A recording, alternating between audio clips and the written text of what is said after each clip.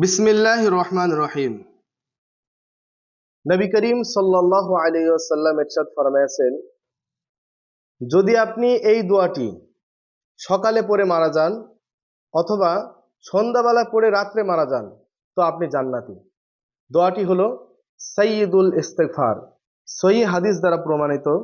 নবীজি সাল্লাল্লাহু আলাইহি ওয়াসাল্লাম বলেন, যে ব্যক্তি এই দোয়াটি সকালে অথবা সন্ধ্যাবেলায় পড়ার পরে ইন্তেকাল করবে, মারা যাবে, আল্লাহ তাআলা তাকে জান্নাত দান করবেন।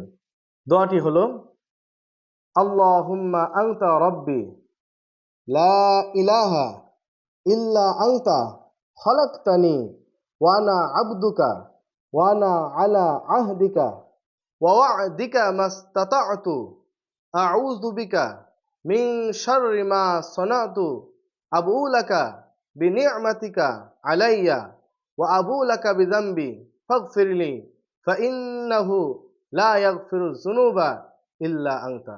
এই দোয়াটি যদি আপনি পাঠ করেন তাহলে আল্লাহ তাআলা আপনাকে জান্নাত দান করবেন।